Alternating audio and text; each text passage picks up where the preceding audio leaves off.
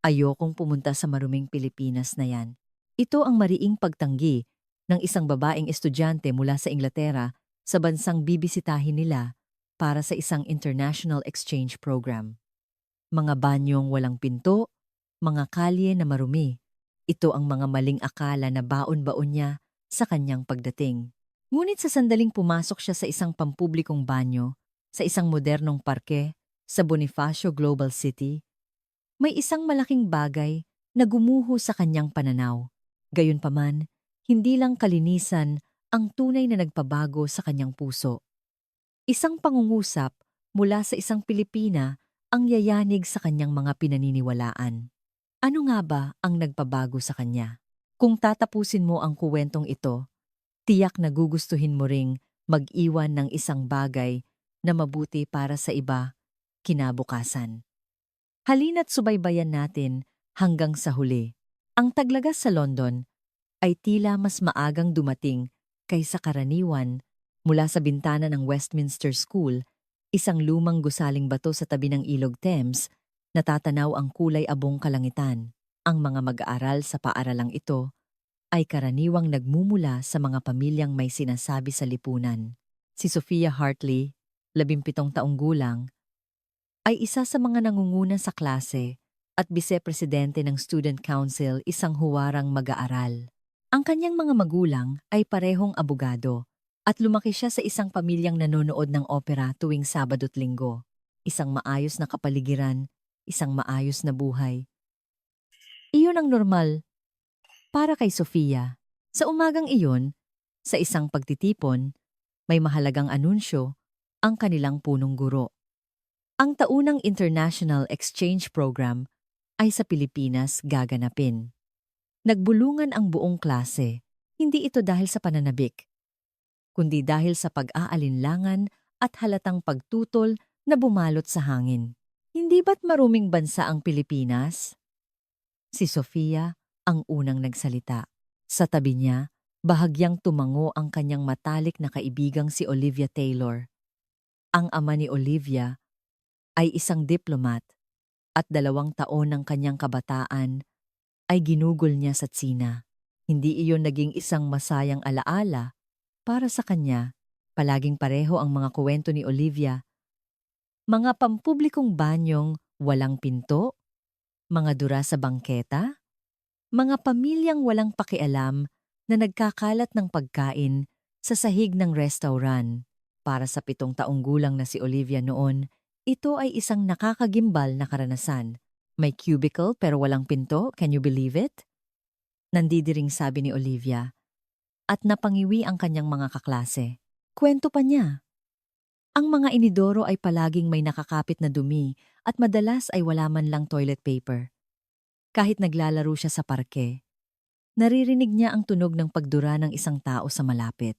Mahigpit niyang hinahawakan ang kamay ng kanyang ina, palaging umaasa na sana'y makabalik na sila sa Inglaterra. Dahil sa paulit-ulit na pagkukuwento ni Olivia, unti-unting nabuo sa isipan ng mga kaklase niya ang isang maling akala. Ang Asya ay isang maruming lugar. Kung ganoon sa Tsina, marahil ay ganoon din sa Pilipinas. Magkalapit lang naman sila, kaya siguradong magkatulad din ang kultura. Ang ganitong mababaw na pag-iisip ang nanaig sa buong silid-aralan. Pagkatapos ng klase, pinigilan ni Sofia ang kanilang gurong signang, Brown. Sa isang sulok ng pasilyo, desperado siyang nakiusap. Ma'am, bakit po sa Pilipinas? Mas marami po tayong matututunan sa Italia? O Espanya? Isang pilit na ngiti ang isinukli ni Geng. Brown. Sofia, naiintindihan ko ang nararamdaman mo, pero formal nang napagdesisyonan ang programa. Nakabook na ang mga flight, ang tutuluyan, lahat ay nakaayos na. Ang 7 araw na itinerary, ang mga host family, ang mga paaralang bibisitahin, lahat ay nagsimula ng umusad. Imposible nang baguhin. Kinagat ni Sofia ang kanyang labi, ngunit wala na siyang masabi. Nang gabing iyon, sa silid-aklatan ng kanilang bahay, nagsaliksik si Sofia tungkol sa Pilipinas. Sa internet, sunod-sunod na lumabas ang mga larawan ng magagandang dalampasigan ng Palawan at Boracay. Ngunit ang mga kwento ni Olivia ang nanatiling nakatatak sa kanyang isipan. Siguradong para lang sa turista ang mga larawang yan. Iba ang katotohanan. Iyon ang kanyang pinaniwalaan. 2 linggo bago ang pag-alis, nagkaroon ng orientation sa paaralan. Pinag-aralan nila ang kultura at kaugalian ng mga Pilipino sa pamamagitan ng isang slideshow, ang paggamit ng po at opo, ang pagmamano, ang pag-aalis ng sapatos bago pumasok sa bahay, at ang pagiging tahimik sa mga pampublikong lugar. Ang daming rules. Nakakainis na bansa, bulong ng isang kaklase. Ganoon din ang naisip ni Sofia. Bakit napakaraming patakaran? Hindi kaya nangangahulugan ito na kailangan nilang itali ang mga tao sa mga patakaran para mapanatili ang kaayusan? Pagkatapos ng orientation, tinapik ni Olivia ang balikat ni Sofia. Okay lang yan. 1 linggo lang naman. Magtiis ka lang. Matatapos din agad. Ngunit ang mga salitang iyon ay lalo lamang nagpalala sa kanyang kaba. 1 linggong pagtitiis iyon ang naghihintay sa kanya. 1 araw bago ang kanilang pag-alis, sinamahan ni Sofia ang kanyang ina sa isang tindahan ng mga gamit sa paglalakbay. Bumili siya ng napakaraming alcohol spray, wet wipes, at disposable toilet seat covers. Kailangan mo ba talaga ang lahat ng yan? Nag-aalalang tanong ng kanyang ina. Seryosong sumagot si Sofia. Sabi ni Olivia, sobrang dumi raw ng mga banyo doon. Kailangan kong maging handa. Walang imik na inilagay ng ina ang mga produkto sa basket, umaasang mababawasan nito kahit kaunti ang pangamba ng anak. Nang magtipon sila sa Heathrow Airport, mabigat ang pakiramdam ng mga estudyante. Halos walang nakangiti. Kahit gaano pa kasigla si Gen Brown, nanatiling mabigat ang hangin. Habang naghihintay sa boarding gate, nakatanaw si Sofia sa labas. Kulay abong kalangitan, mga eroplanong nagdaraan. Wala siyang kahit katiting na pananabik sa lugar na pupuntahan. Sa halip, gusto niya sanang hindi na lang tumuloy. Nagsimula na ang mahabang 12 oras na biyahe. Sinubukan ni Sofia na magbasa ng libro, ngunit hindi maipasok sa isip niya ang mga salita. Sa tabi niya, tulog na si Olivia. Sa labas ng bintana, walang katapusang dagat ng mga ulap. Anong klaseng bansa kaya ang naghihintay sa akin? Mga banyong walang pinto, maruruming kalye, mga taong walang disiplina. Paulit-ulit na naglalaro sa kanyang isipan ang mga kwento ni Olivia. Paano ko kaya malalampasan ang 1 linggo? Bumuntong hininga si Sofia. Dumilim ang kabin at nagsimula ng matulog ang ibang pasahero. Sinubukan ding pumikit ni Sofia, ngunit hindi siya makatulog. Ang kaba at tensyon ay bumabalot sa kanyang puso. Pilipinas. Bulong niya at muling bumuntong hininga. Ang tanging hiling niya ay matapos na agad ang paglalakbay na ito. Sa gitna ng mga iniisip na iyon, nagising siya sa isang anunsyo sa eroplano. Malapit na po tayong lumapag sa Mactangan Cebu International Airport. Tumingin si Sofia sa labas. Asul na dagat, lunti ang kalupaan. Papalapit na ang Pilipinas. Bumigat ang kanyang sikmura. Kaba ba ito? O takot? Nagising na rin si Olivia at nagkatinginan sila. Nang lumapag ang eroplano, walang pumalakpak. Isang karaniwang tanawin sa mga paliparan sa Europa. Ngunit dito ay tahimik. Tahimik na tumayo ang mga pasahero at kinuha ang kanilang mga bagahe. Sa sandaling pumasok sila sa gusali ng paliparan mula sa boarding bridge, napahinto si Sofia. Malayong malayo ito sa kanyang inaasahan. Ang sahig ay kumikinang. Parang salamin na sumasalamin sa ilaw mula sa kisame. Walang kahit isang pirasong basura saan man siya tumingin. Ang hangin ay sariwa at walang anumang kakaibang amoy. Ha? Isang mahinang tunog ang lumabas sa kanyang bibig. Ang mga kaklasing nasa likuran niya ay napahinto rin. Lahat ay may pagtataka sa kanilang mga mukha. Ang mga staff ng paliparan na nakatayo sa pasilyo ay magalang na yumuyuko habang nagtuturo ng daan. Plansado ang kanilang mga uniporme, walang gusot, ang mga taong nakakasalubong nila ay tahimik na nagbibigayan ng daan. Habang nakapila sa immigration, pinagmasdan ni Sofia ang paligid. Ang mga karatula ay nakasulat sa Filipino, Ingles, Chino, at Koreano, napakadaling intindihin. May mga linya sa sahig na nagsasabi kung saan dapat pumila at lahat ay sumusunod ng maayos. Mas maayos pala kaysa sa inaasahan ko, naisip ni Sofia, ngunit agad niyang kinumbinsi ang sarili. Siyempre, paliparan ito. Unang lugar na nakikita ng mga turista kaya nililinis nila. Siguradong iba na paglabas sa syudad, pagkakuha ng kanilang mga bagahe at pagdaan sa customs, lumabas sila sa arrival lobby. Ang natural na liwanag ay pumapasok mula sa malalaking bintanang salamin. Ang mga upuan sa waiting area ay maayos na nakahanay at ang mga taong nakaupo roon ay tahimik na nagbabasa o gumagamit ng kanilang mga telepono. Walang sumisigaw, walang mga batang nagtatakbuhan. Nagtaka si Sofia sa katahimikang iyon. Bakit napakatahimik kahit ang daming tao?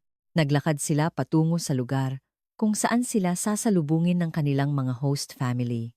May 10 pamilyang Pilipino na naghihintay, may hawak na maliliit na placard. Nakita ni Sofia ang kanyang pangalan at lumapit. Ikaw ba si Sofia? Maligayang pagdating sa Pilipinas. Sabi ng isang babaeng nasa edad 40 na may malambing na ngiti. Siya si Tita Elena Santos, ang kanyang host mother. Yumuko ng malalim si Tita Elena, kaya medyo nag-alangan man ay yumuko na rin si Sofia. Hello po! Magandang araw. Sinabi niya ang natutunang pagbati sa Filipino. Nakangiting tumawa si Tita Elena. Ang galing mo! Halika na! Ihahatid na kita sa sasakyan. Habang papunta sa paradahan, napansin ni Sofia ang karatula para sa banyo. Hindi pa naman niya kailangang gumamit, ngunit tiningnan niya kung saan ito para alam niya kung sakaling kailanganin. Sa loob ng sasakyan papunta sa kanilang tutuluyan, nakatingin si Sofia sa labas. Ang mga kalsada ay maayos at walang basura sa gilid.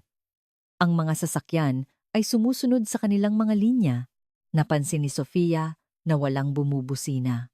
Sa London, kapag traffic, agad na maririnig ang ingay ng mga busina. Ngunit dito, kahit siksikan, tahimik pa rin. Ang pagkakaibang iyon ay tumatak sa kanyang isipan. Kinabukasan, bilang bahagi ng programa, ginalugad nila ang Bonifacio Global City, BGC, sa Taguig. Kasama nila si Gneng, Brown, ang mga estudyante, at isang Pilipinang tour guide. Paglabas nila sa isang gusali, bumungad sa kanila ang isang malawak na parke na may mga naglalakad at nagbibisikleta. Sa isang pedestrian crossing, daan-daang tao ang sabay-sabay na tumawid. Namangha si Sofia sa dami ng tao. Inasahan niyang magkakabanggaan sila, ngunit nakapagtataka, walang nagkabanggaan. Lahat ay natural na umiiwas habang tahimik na naglalakad. Kapag may magkakatabing balikat, magalang na nagsasabi ng, "Sorry po," at bahagyang yumuyuko, napanganga si Sofia. Sa kabila ng dami ng tao, napakatahimik. Ang daming tao pero hindi maingay. Bulong ng kaklase niya sa likod. Totoo nga, sa Piccadilly Circus o Oxford Street sa London palaging maingay.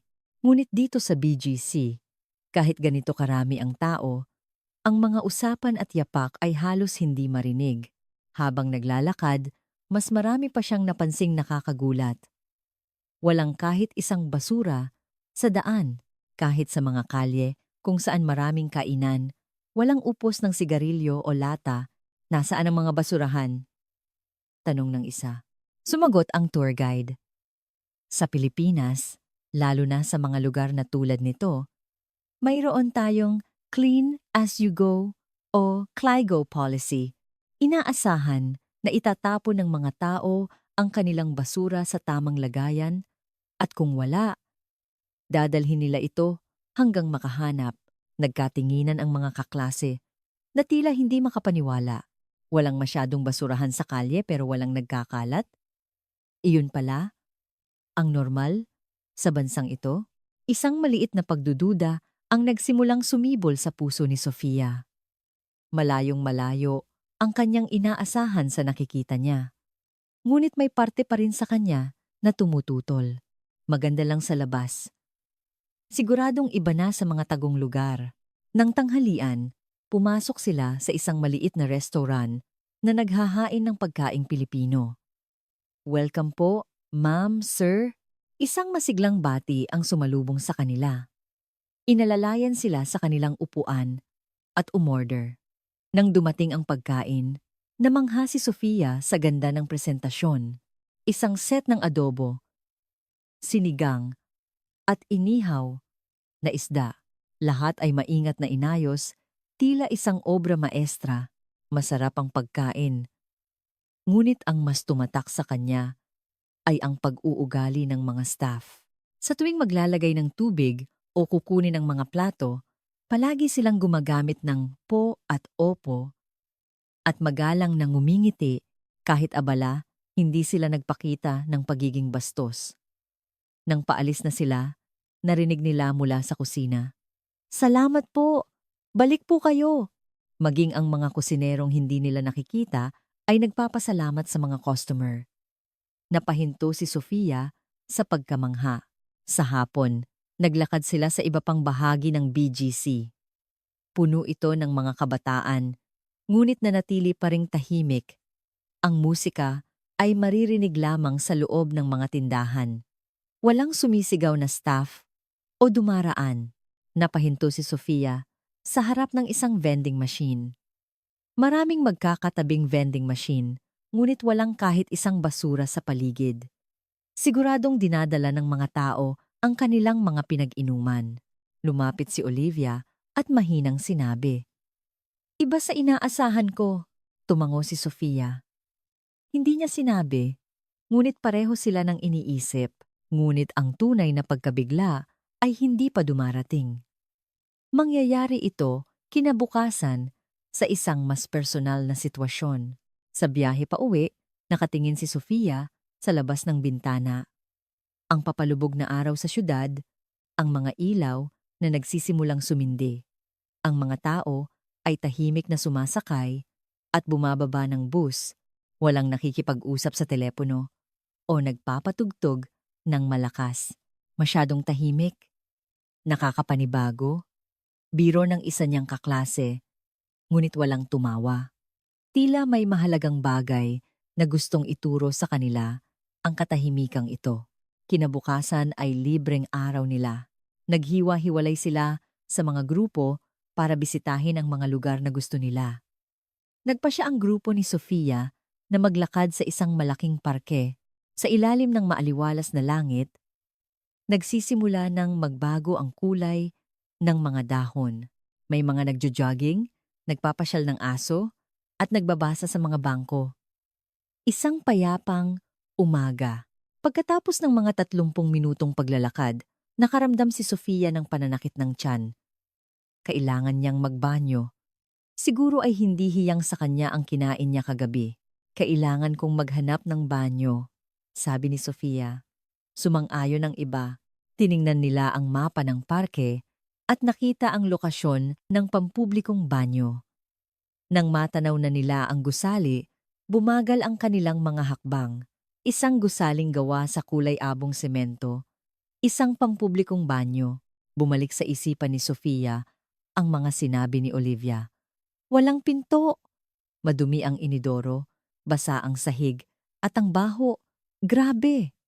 Nilaro ng mga imaheng iyon ang kanyang isip, ngunit hindi na niya kayang pigilan. Naglakas loob si Sofia at lumapit sa banyo. Huminto siya sa harap ng pinto. Huminga ng malalim. At inihanda ang sarili. Nasa bag niya ang alcohol at disposable toilet seat covers na dala niya mula sa Inglaterra. Mahigpit niyang hinawakan ang mga ito at binuksan ang pinto.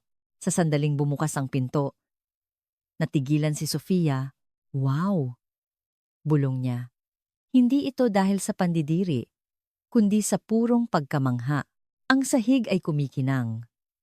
Walang kahit isang patak ng tubig Ang mga pader ay malinis, walang vandalismo. Ang mga inidoro ay puting-puti, parang bago.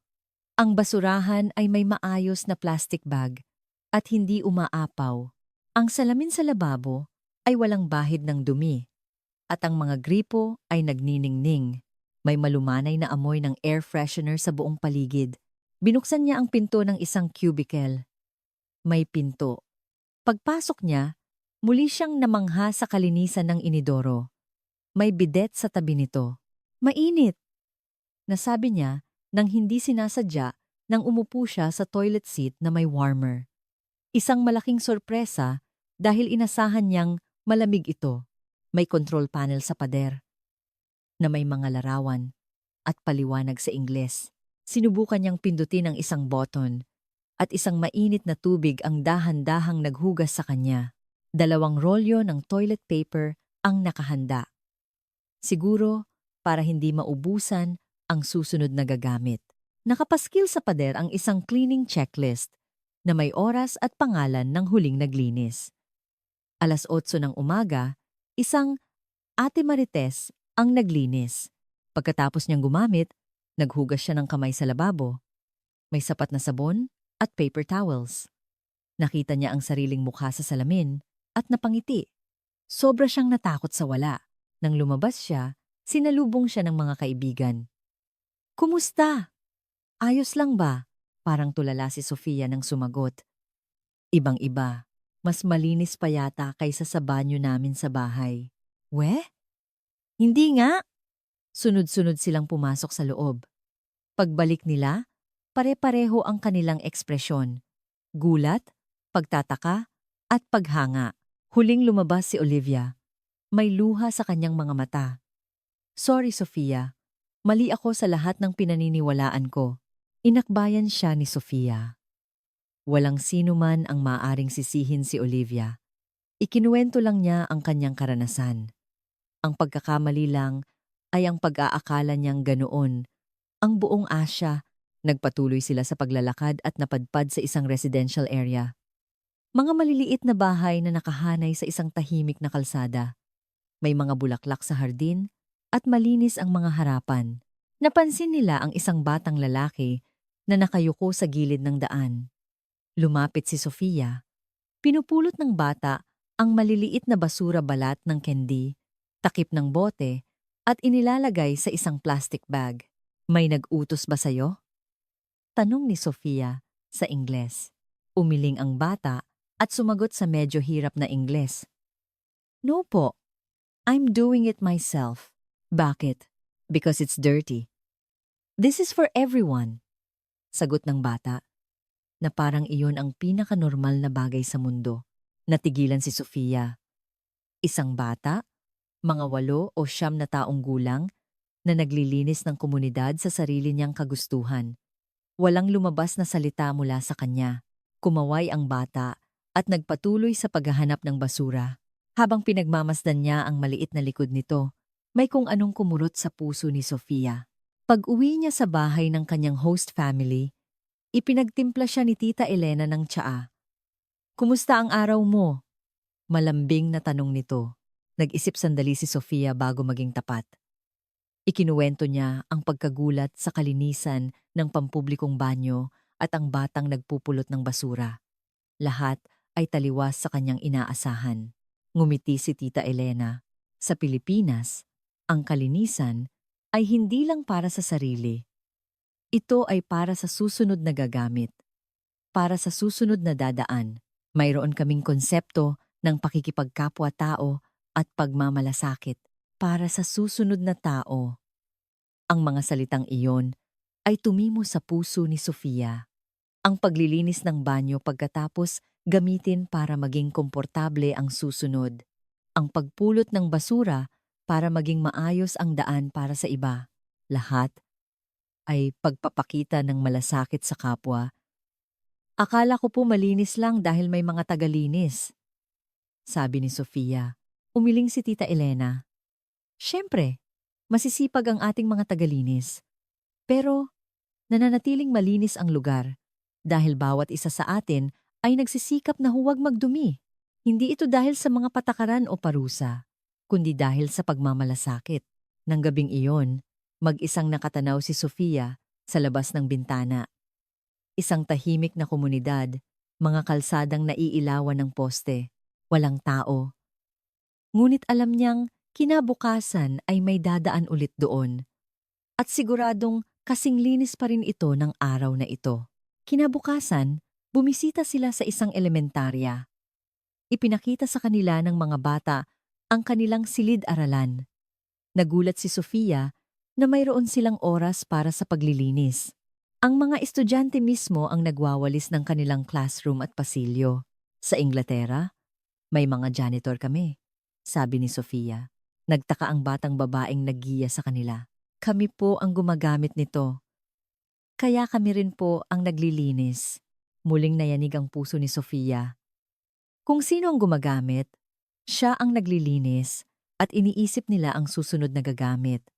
Iyon pala ang kultura ng bansang ito, maging sa oras ng recess, nakasama nila ang mga bata. Ang paghahanda at pagliligpit ng kinainan ay ginagawa ng mga estudyanteng naka-assign. Tinuturuan silang huwag magtira ng pagkain. Ang pasasalamat sa nagluto at sa pagkain mismo ay bahagi ng kanilang pang-araw-araw na buhay. Sa hapon, muli silang naglakad sa syudad. Ngayon, iba na ang kanyang paningin. Ang tahimik na kilos ng mga tao, ang maayos na pila, ang mga hindi nakasulat na patakaran na sinusunod ng lahat. Natanto niyang lahat ito ay naguugat sa pagmamalasakit sa kapwa. Sa hagdan ng isang istasyon ng tren, may isang matandang babae na nahihirapang buhatin ang kanyang mabigat na bag. Biglang may lumapit na isang binatang lalaki. Lola, tulungan ko na po kayo. Sinubukan tumanggi ng matanda, ngunit ngumiti lang ang lalaki at sinabing, "Okay lang po," at kinuha ang bag.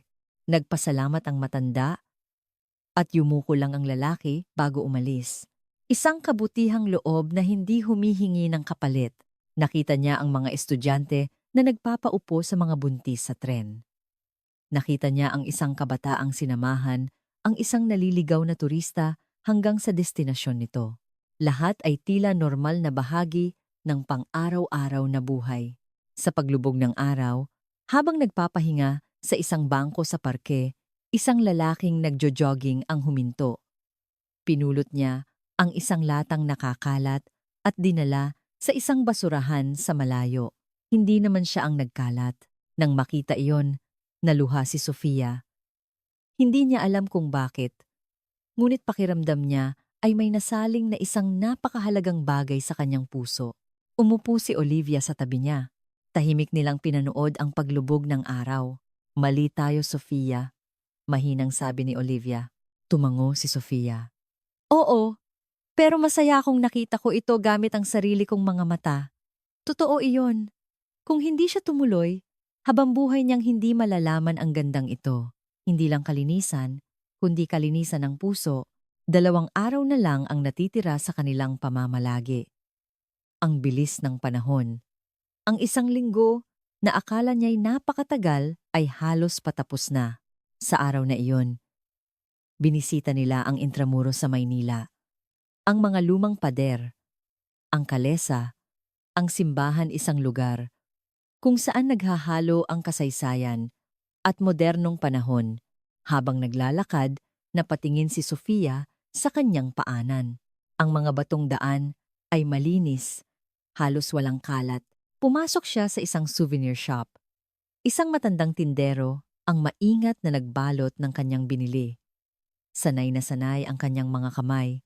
Ngunit hindi ito basta-basta. Ramdam mong inilalagay niya ang kanyang puso sa bawat pagbalot. "Thank you," sabi ni Sofia. Ngumiti ang matanda at sumagot, "Salamat din, Ineng. Ingat sa biyahe." Kahit hindi sila lubos na nagkakaintindihan, ramdam niya ang init ng pagtanggap. Pagkatapos mananghalian, habang nagpapahinga, may isang turistang mukhang nalilito. May hawak siyang mapa at tila may hinahanap. Tumayo si Sofia. "May I help you?" tanong niya. Napatingin ang babae na may itsura ng ginhawa. Hindi raw niya mahanap ang daan papuntang National Museum. Ginamit ni Sofia ang kanyang telepono at maingat na ipinaliwanag ang direksyon. "Thank you so much," sabi ng babae. Ngumiti si Sofia at doon niya napagtanto. Ito ang eksenang paulit-ulit niyang nakikita sa bansang ito, ang pagtulong sa nangangailangan. Pakiramdam niya, naging bahagi na rin siya ng kulturang iyon. Pag-uwi niya sa bahay ni Tita Elena, naghanda ang host family ng isang farewell dinner o salusalo. Habang gumagawa sila ng sarili nilang bersyon ng tacos, ikinuwento niya ang lahat. "Noong una po, napakasama ng tingin ko sa bansa ninyo," pag-amin ni Sofia, na akala niya ay marumi ang Pilipinas at ayaw niyang pumunta. Ngumiti si Tita Elena. "Natural lang na matakot sa hindi mo alam. Ang mahalaga ay makita mo ito gamit ang sarili mong mga mata at maramdaman ng iyong puso. At nagawa mo yan, Sofia." Dahil sa mga salitang iyon, tumulo ang luha ni Sofia. Hindi dahil sa hiya, kundi dahil sa pasasalamat. Nagpapasalamat siya na nakilala niya ang pamilyang ito at nabisita ang bansang ito. Ang anak ni Tita Elena, si Miguel na 10 taong gulang, ay nagsabi, "Ate Sofia, balik ka sa Pilipinas." "Ha? Sa susunod, kapag tag-init para mag-beach tayo, babalik ako." "Pangako," sabi ni Sofia habang hinahaplos ang buhok ni Miguel. Sa huling araw, habang nag-iimpake, nilibot ni Sofia ang kanyang tingin sa silid. Ang kwartong tinulugan niya, ang bintanang kapis na binubuksan ni Tita Elena tuwing umaga, ang maliit na hardin sa labas, lahat ay mamimiss niya. Sa bus papuntang Paliparan, tahimik ang mga estudyante. Tila bawat isa ay may malalim na iniisip. Nakatitig sila sa mga tanawing dumaraan, na para bang gusto nilang itatak sa kanilang isipan. "Grabe pala talaga ang Pilipinas, no?" sabi ni Sofia. Ngumiti si Olivia. "Sorry kung inisip kong pare-pareho lang ang mga bansa sa Asia. Ibang-iba ang Pilipinas." "O baka naman, nagbago na rin ang China. Matagal na rin naman, mula noong huli akong nandoon." Tumango si Sofia. Ang maling akala ay nabubuo mula sa lumang impormasyon at imahinasyon. Ang katotohanan ay malalaman mo lamang kung ikaw mismo ang pupunta at makakakita. Sa Paliparan, naghihintay ang kanilang mga host family. Nakita ni Sofia ang pamilya Santos at tumakbo palapit. Maraming salamat po sa lahat." Yumuko siya ng malalim. Sa Inglaterra, hindi niya ito ginagawa. Ngunit ngayon, natural na sa kanya na ipakita ang taos-pusong pasasalamat. Naluha ng bahagya si Tita Elena habang hawak ang kamay ni Sofia.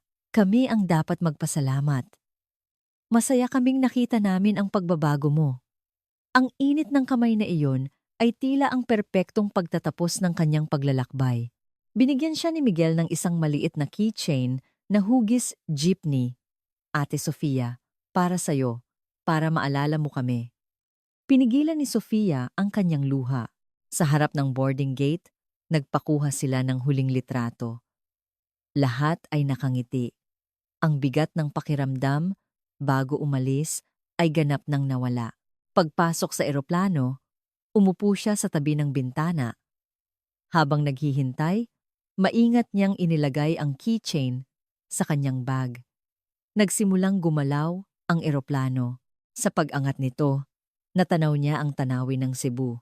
Habang paliit ng paliit ang Pilipinas, tahimik siyang kumaway. "Sorry kung tinawag kitang marumi. Hindi ka lang malinis.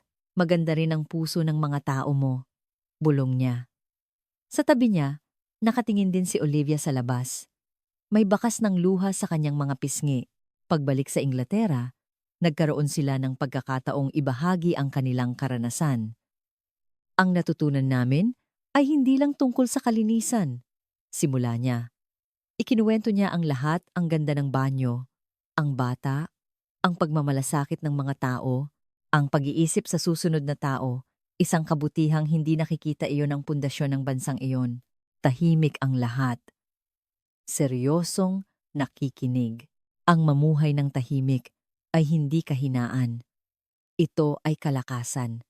Ang kakayahang kontrolin ang sariling kagustuhan para isipin ang kapwa, ang lipunang binuo nila ay tunay na maganda. Pagkatapos ng kanyang talumpati, isang malakas na palakpakan ang umalingaw-ngaw. Maraming estudyante ang nagsabing gusto rin nilang pumunta sa Pilipinas. Nang gabing iyon, nagsulat si Sofia sa kanyang talaarawan. Ang lahat ng kanyang naramdaman, natutunan, at ang pagbabagong nangyari sa kanya, kinabukasan, may bahagyang pagbabago sa kilos ni Sofia. Siya na ang nangunguna sa paglilinis ng kanilang silid-aralan. Pinupulot na niya ang mga basura sa pasilyo. Mas madalas na siyang nagpapaupo sa tren. Nagtaka ang iba noong una, ngunit unti-unting kumalat ang kanyang ginagawa. Isang araw, habang naglalakad, nakita niya ang isang turistang nalilito. Isang babaeng Asyano na may hawak na mapa. Dati, baka hindi niya ito pinansin. Ngunit ngayon, iba na. "Can I help you?" Tanong niya. Nagulat ang babae at sumagot sa matatas na Ingles. "Thank you.